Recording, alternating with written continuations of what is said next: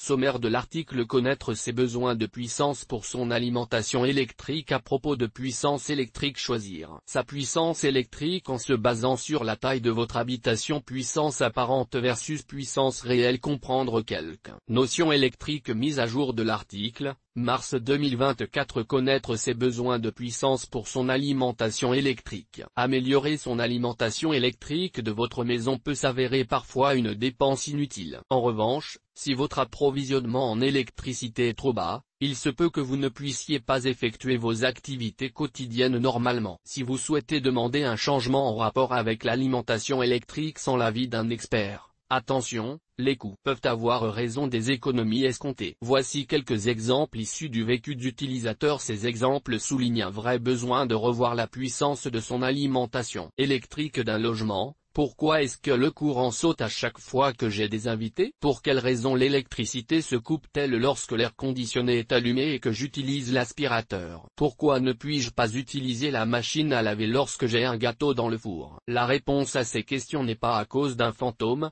mais en raison de votre alimentation électrique qui n'est pas conforme. À propos de puissance électrique, la puissance correcte correspond à la quantité de kilowatts, kW, qui peut être accessible en même temps, depuis le réseau électrique de votre maison. Si votre chauffage électrique est en route et que vous utilisez la machine à laver en même temps que votre four, la puissance électrique nécessaire pour tout faire fonctionner se trouve entre 4 et 6,9 000 W. Si elle s'élève à moins de 4 kW, il se peut que vous vous retrouviez dans le noir tant que votre machine à laver, votre four ou le chauffage n'est pas éteint. Plus vous avez de courant, plus vous pouvez allumer d'appareils électriques en même temps sans risquer de faire disjoncter votre installation. Mais plus votre puissance électrique est élevée, plus votre facture l'est aussi, puisque cette dernière se répartit entre votre consommation, que vous pouvez contrôler en étant plus efficace, et la tension, qui est un coût fixe et augmente selon la quantité de kW que vous avez contracté. Choisir sa puissance électrique en se basant sur la taille de votre habitation. Lorsque vient le temps de choisir la puissance électrique pour votre habitation, il faut prendre en compte plusieurs facteurs. Les principaux sont la taille du bien, le nombre d'appareils électriques utilisés en se basant sur un usage normal et le système de chauffage pour un couple vivant dans un appartement d'environ 60 ou 70 mètres carrés. La puissance normale se situe environ à 3,45 kW. Mais si l'appartement est doté de plaques vitrocéramiques ou de l'air conditionné, la puissance doit être augmentée pour s'élever à 4,6 kW. Pour 3 personnes ou plus, vivant dans un appartement d'environ 100 mètres carrés, la puissance électrique idéale est de 4,6 kW. Les propriétés faisant plus de 160 mètres carrés ou dotées d'un système de chauffage électrique, ou équipées de l'air conditionné, ont besoin d'une puissance électrique d'au moins 6 kW. À lire: comment protéger les enfants des risques électriques? Puissance apparente versus puissance réelle. Une autre considération à prendre en compte pour votre alimentation électrique, la différence entre la puissance apparente et la puissance réelle. La puissance apparente est la relation mathématique entre la puissance, la tension maximum et le voltage maximum. La puissance réelle est plus difficile à mesurer, mais les valeurs obtenues ne s'élèvent jamais plus que celles de la puissance apparente. Ces différences peuvent générer quelques problèmes lors du calcul de la puissance pour certaines utilisations. Les générateurs produisent généralement de l'électricité en termes de puissance apparente. Elle s'indique en volt-ampères, bien qu'elle soit souvent indiquée en watts. La plupart des générateurs traitent de puissance apparente en raison de la difficulté d'utilisation de la puissance réelle. Cela ne cause aucun problème tant que le système n'est pas poussé à 100% de la puissance assignée. Comprendre quelques notions électriques. Les étiquettes des appareils doivent comprendre le voltage ou la puissance, ou la tension. La relation entre la puissance en volts et la tension est exprimée ainsi: intensité x tension égale puissance. Si vous connaissez le voltage et la tension, vous pouvez calculer votre besoin en puissance afin de répondre à vos besoins en termes d'alimentation électrique. Pour ce faire, il faut procéder à la multiplication du voltage avec la tension en ampères. Par ailleurs, si la tension est en milliampères,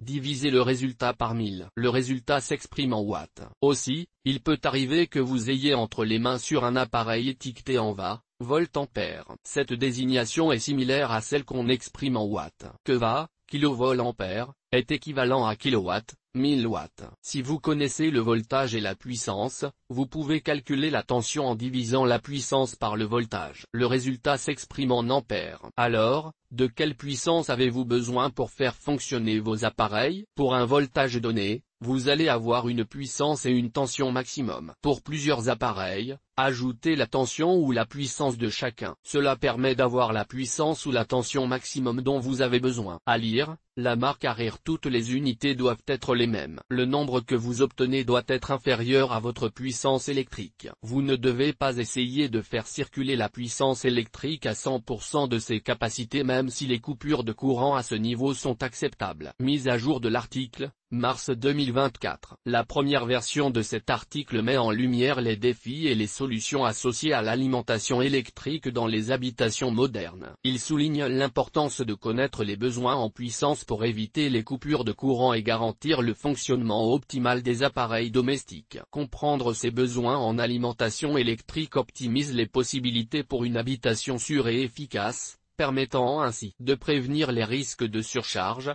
d'optimiser la consommation d'énergie et d'améliorer le confort quotidien. Évaluation des besoins en puissance. Avec l'évolution constante des appareils électriques et des technologies, il est essentiel de mettre à jour les méthodes d'évaluation des besoins en puissance d'une habitation. Les nouveaux appareils, plus énergivores, peuvent significativement augmenter la consommation d'énergie. Il est donc important de réaliser une évaluation précise qui prend en compte non seulement les appareils traditionnels mais aussi les dernières innovations technologiques. Cette évaluation doit inclure la puissance maximale requise pour faire fonctionner simultanément tous les appareils sans risquer de surcharge ou de coupure. Optimisation de l'alimentation électrique. Pour optimiser l'alimentation électrique et réduire la consommation d'énergie, il est conseillé de suivre plusieurs étapes. Premièrement, identifier les appareils les plus énergivores et envisager des alternatives plus efficaces. Deuxièmement, utiliser des dispositifs de gestion de l'énergie, tels que des thermostats intelligents ou des prises programmables,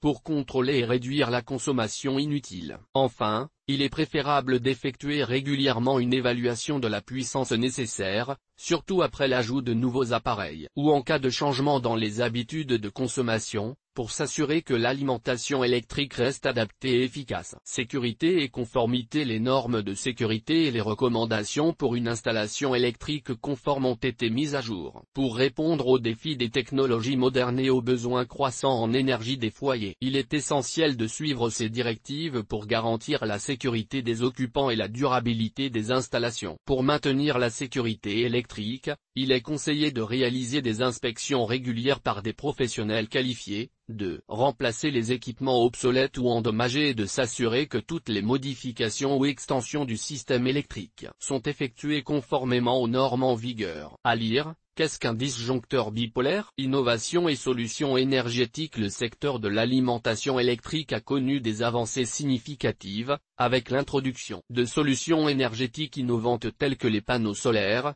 les batteries domestiques et les systèmes de gestion intelligente de l'énergie. Ces technologies offrent de nombreux avantages, notamment la réduction des factures d'électricité, l'amélioration de l'efficacité énergétique et la diminution de l'empreinte carbone. Elles permettent également aux utilisateurs de devenir plus autonomes vis-à-vis du réseau électrique traditionnel et de contribuer activement à la transition énergétique. Cas pratique et exemple. Des études de cas montrent les avantages concrets d'une bonne gestion de l'alimentation électrique. Par exemple, une famille ayant installé des panneaux solaires et un système de gestion intelligente de l'énergie a pu réduire de manière significative sa dépendance au réseau électrique et ses coûts énergétiques. De même, des témoignages d'utilisateurs ayant adopté des batteries domestiques révèlent comment ces dispositifs ont fourni une alimentation de secours fiable lors de pannes de courant, tout en optimisant l'utilisation de l'énergie solaire produite. Ces exemples illustrent l'impact positif de l'adoption de solutions énergétiques modernes sur la consommation d'énergie et le bien-être des utilisateurs. Ressources et assistance. Pour les propriétaires souhaitant améliorer leur alimentation électrique, de nombreuses ressources sont disponibles. Des guides en ligne, Des tutoriels vidéo et des séminaires peuvent fournir des informations précieuses sur les dernières technologies et pratiques en matière d'énergie. Des associations professionnelles et des organismes de réglementation offrent également des listes de professionnels certifiés, des conseils sur la sélection d'équipements conformes aux normes actuelles. Lors du choix d'un professionnel, il est essentiel de vérifier ses qualifications, ses références et son expérience. Demandez plusieurs devis pour comparer les services et les coûts, et assurez-vous que les devis incluent une estimation détaillée des travaux à réaliser. Conclusion: une alimentation électrique adéquate et une consommation énergétique optimisée sont essentielles pour la sécurité, le confort et l'efficacité de votre habitation. Comprendre vos besoins énergétiques, rester informé des dernières innovations et suivre les normes de sécurité peut vous aider à réaliser des économies significatives tout en réduisant votre impact environnemental. Prenez des mesures proactives pour évaluer et améliorer votre système électrique. N'hésitez pas à consulter des professionnels qualifiés pour garantir que votre installation électrique est sûre,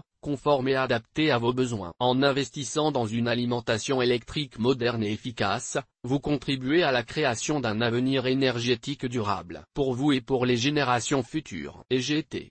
Plus d'informations sur le site Promotelec.